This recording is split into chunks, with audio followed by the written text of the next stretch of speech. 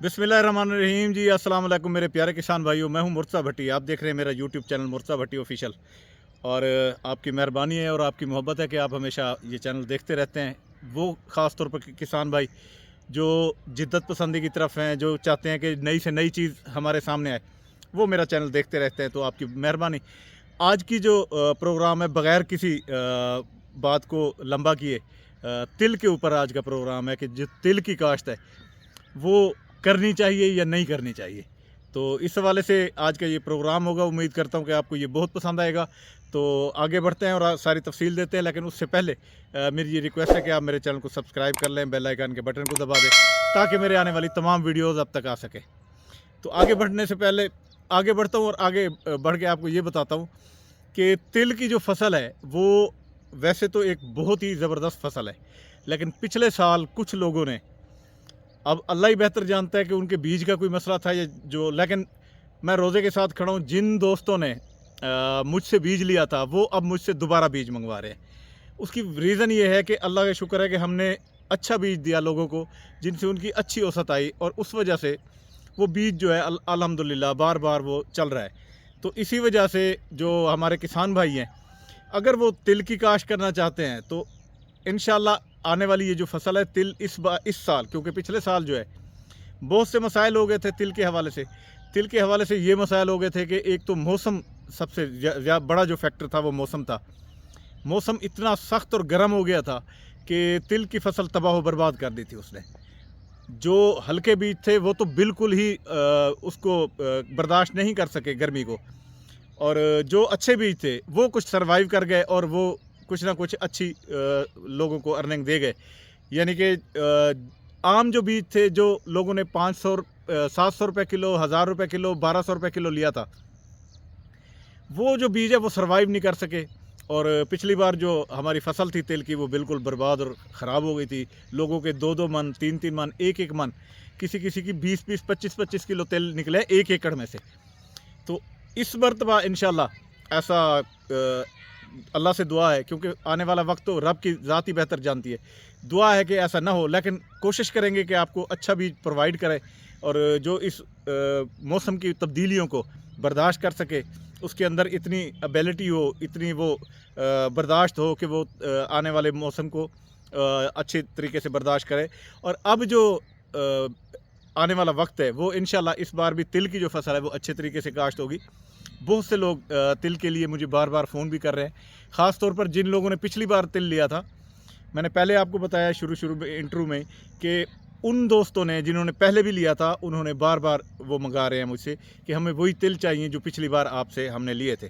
तो अल्लाह का शुक्र है मैं उनको भेज भी रहा हूँ। मैं आप भी इसके अंदर मैं आपको दिखाऊँगा कि अभी जो रिसेंटली मैंने भेजे हैं तिल के बीज, तो वो भी मैं भेज रहा हूँ। इंशाल्लाह आप लोगों को भी मैं भेजूँगा।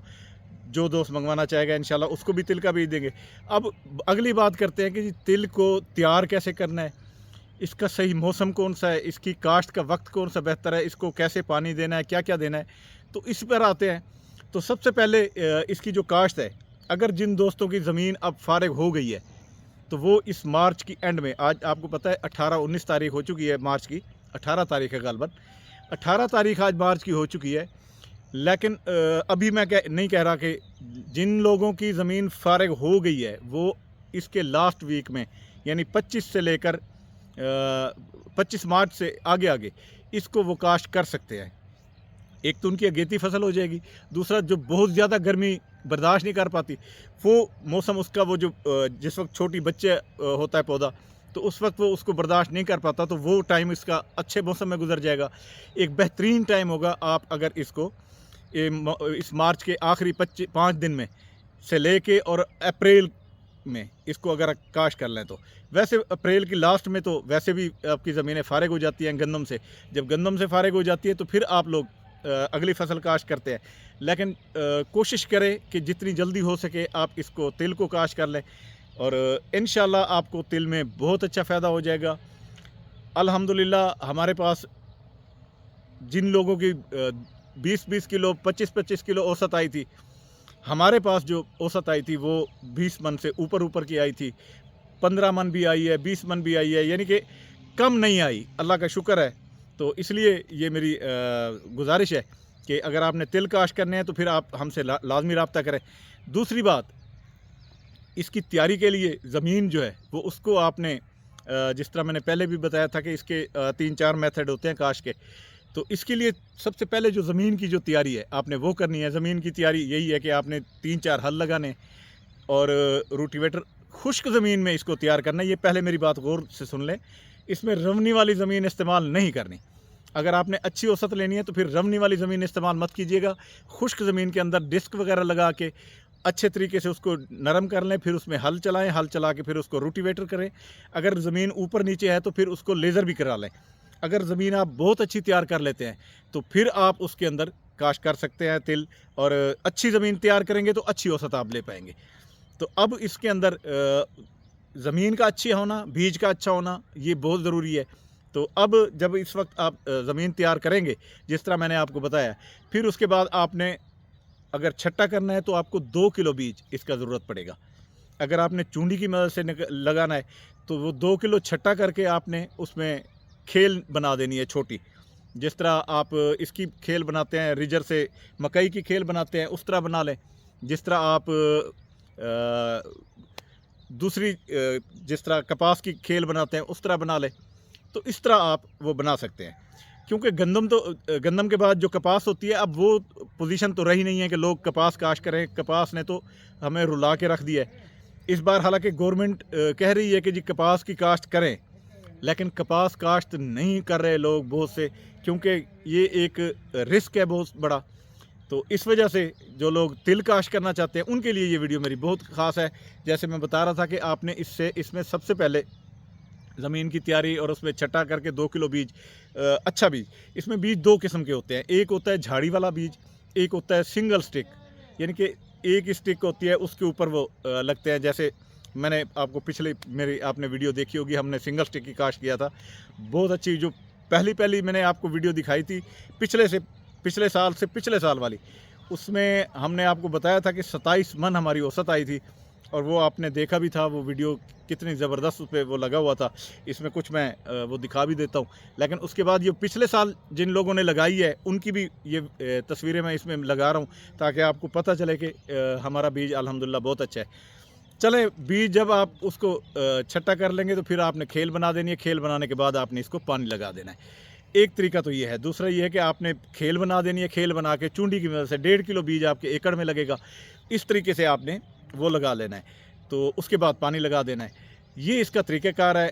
अगर आप डुआल गोल्ड या वो कोई ऐसी स्प्रे करना चाहते हैं जो इसकी जड़ी बूटियों को ख़त्म करना चाहे, तो आपने अभी नहीं करनी, क्योंकि उसकी ज़रूरत नहीं है इसमें। वो आपने उस वक्त करनी है जिस वक्त ये थोड़ी फसल बाहर निकल आएगी, तो उस वक्त आपने फिर जड़ी बूटियों के लिए या गोडी आपको हम बताएंगे, वो मौसम के हवाले से बताना पड़ता है। इंशाल्लाह उस वक्त आपको फिर बताएंगे कि आपने गोडी करनी है। अभी आपने कोई ना तो नीचे आपने कोई खाद डालनी है। हाँ, वो किसान जो चाहते हैं कि बहुत अच्छी हमारी औसत आ जाए, कोई 20 मन से ऊपर ही जाए, 30 मन तक चली जाए, तो वो लोग इसमें ऐसा कर सकते हैं कि 1 बोरी DAP वो इसमें ज़मीन की तैयारी के वक्त आप इसमें डाल सकते हैं, या आप ज़मीन की तैयारी के वक्त डाल दें। नहीं तो आप जिस वक्त पानी इसको लगाते हैं उसमें आपने फ्लड कर देनी है 1 बोरी DAP की। अगर आप DAP की बोरी नहीं करना चाहते तो फिर आपने नाइट्रोफास की 1 बोरी फ्लड करनी है। उसको आपने ज़मीन में मिक्स नहीं करना, उसको फ्लड करना है। आप DAP भी फ्लड कर सकते हैं, लेकिन आप इसको मिक्स भी कर सकते हैं। लेकिन जिनकी ज़मीन कलराटी है वो या सख्त है, वो DAP बिल्कुल इस्तेमाल ना करें, क्योंकि DAP ज़मीन को मज़ीद सख्त कर देगी। तो अब ये तो इसका प्रोसेस मैंने आपको बता दिया। आपने इसको पहला पानी भी लगा देना है, और उसके बाद इंशाल्लाह ये जर्मिनेशन हो जाएगी इसकी। फिर ये पौधा बढ़ता रहेगा, और आगे जिस तरह ये बढ़ेगा इंशाल्लाह अगली वीडियो में मैं आपको इसके मुताल्लिक सारी तफसील बताऊँगा कि आगे आपने क्या करना है। तो अभी आज की जो वीडियो थी वो तिल की इब्तदाई वीडियो थी इस साल 2025 की। तो उम्मीद करता हूँ कि आप इसको बेहतर तरीके से सुन भी लिया होगा। ये अभी मैंने आपको तिल का बीज के वो बताइए कि किस तरह ख़रीदना है, आपने कौन सा ख़रीदना है। दूसरा मैंने आपको ये बताया कि आपने इसके ज़मीन कैसे तैयार करनी है।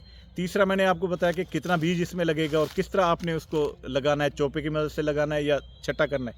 तीसरा मैंने आपको पानी लगाना और खाद देने का तरीका बताया। ये 4 तरीके आज की इस वीडियो में मैंने आपके साथ शेयर किए हैं। तो उम्मीद करता हूँ आपको आज की वीडियो बहुत अच्छी लगी होगी। इंशाल्लाह अगले जो प्रोसेस है इसमें और क्या-क्या देना है, सल्फ़र कितना देना है, पोटाश कितनी देनी है, फास्फोरस कितना देना है, वो सारी बातें इंशाल्लाह अगली वीडियो में आपके साथ करेंगे। तो अगर आपने तिल काश्त करना है तो इब्तदाई वीडियो ये आज इंशाल्लाह आपके लिए बहुत ही कारगर साबित होगी, आपके लिए मुफीद साबित होगी।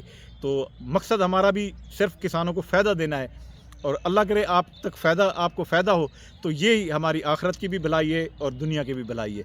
तो अब इसी के साथ आपसे इजाज़त चाहूँगा कि अल्लाह ताला हमेशा आपको खुश रखे, अल्लाह ताला आपके माल, जान और रिज़्क़ में इज़ाफ़ा करे। आने से पहले ये मेरी रिक्वेस्ट है कि आप मेरे चैनल को सब्सक्राइब कर लें, बेल आइकन के बटन को दबा दें ताकि मेरे आने वाली तमाम वीडियो आप तक आ सके। मुझे दें इजाज़त। अल्लाह हाफ़िज़। अल्लाह निगहबान।